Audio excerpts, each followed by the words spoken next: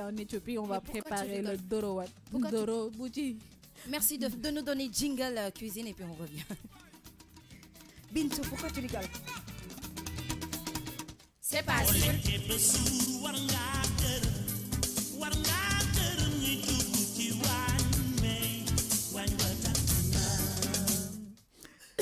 Youssou Ndour a oublié de dire. war ngaa gërëm ñi toog ci waañ bi. ak war ngaa tamit respecter ñi nekk ci micro. Parce que Daouda. Il ne respecte pas. Ne respecte pas. Alors, je vous ai dit tantôt qu'on allait partir en Éthiopie, le Doro Wata. Noël en Éthiopie. tey nag Noël dañuy dem ci Éthiopie ñoom seen fête Noël dañuy préparer li nga xam ne que moom la ñuy tuddee le Doro Wat. Le Doro Wat signifiant littéralement poulet en sauce. Doro Wat nag ñu ngi koy woowee poulet boo xam ne que dafa ànd ak sauce. Ça s'appelle aussi un ragoût. Mën nañ ko woowee tamit ragoût. Ce dernier est célèbre pour le parfum que dégagent ses arômes singuliers. dafa am parfum boo xam ne que particulier moom la Doro Wat wala tufe bi di génnee moo tax ñu koy woowee Doro Wat. Voilà, à base de poulet fermier, d'abat de volaille et d'œufs durs, le Doro Wat est un plat résolument riche en protéines.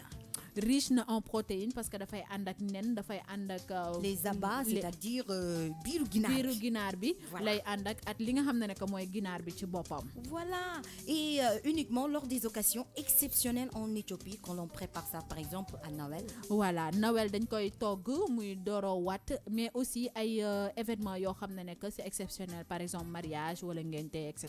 Et tu sais quoi? Si tu sais cuisiner ce plat populaire dans le pays, c'est-à-dire en Éthiopie, tu es souvent considéré comme une marque de maturité pour les jeunes femmes éthiopiennes.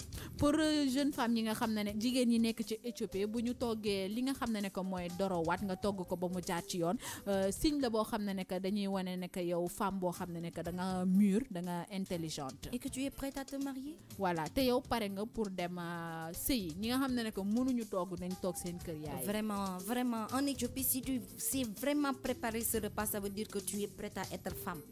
C'est femme, bien. vraie femme, hein, j'ai dit. Donc, c'est pas donné à tout le monde de cuisiner bien ce plat. Le Doro Wat. Le Doro Wat.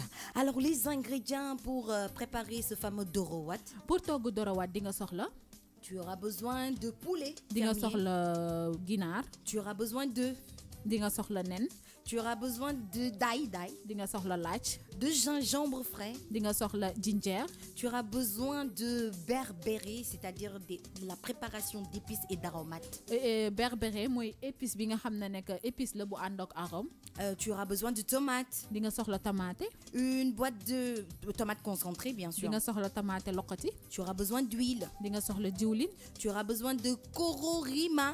Di nga soxla kororima. Toujours dans les ingrédients des épices spéciales. Waaw, ci ingrédients épices spéciales yi la bokk. Et puis tu auras besoin de tej. Di nga soxla tej. C'est un hydromel éthiopien. Hydromel éthiopien. Voilà, et tu auras besoin de citron. Di nga soxla lingom pour def sa marinade be. Voilà, pour les Occidentaux, Noël est souvent associé à la neige ou à l'hiver. Mais pour les Africains qui le célèbrent, c'est surtout l'occasion de se retrouver en famille et de s'organiser à la mesure de ses moyens pour garnir sa table de plats appétissants et de mets typiques. Bonne dégustation, mesdames et messieurs. C'était le Doro Wat du pays Éthiopie.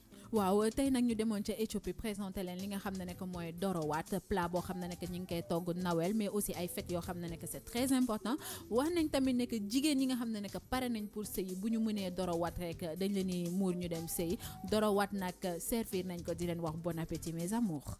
Bon appétit à vous et je vais ajouter quelque chose. Il y a aussi un autre plat éthiopien qui s'appelle injera. Injera et ça s'associe avec le Doro Wat aussi. Voilà, injera bi mën nga ko jël nga boole ko at li nga xam ne que mooy waaw comme accompagnant nga boole ko at Doro Wat. Bon appétit mesdames et messieurs, c'était tout pour la cuisine d'aujourd'hui et c'était tout pour la matinale de ce dernier jour de la semaine, c'est-à-dire le vendredi. Daouda, si on peut avoir une très bonne musique rythmée, on va dire au revoir à nos chers internautes, juste pour dire au revoir et bon week-end.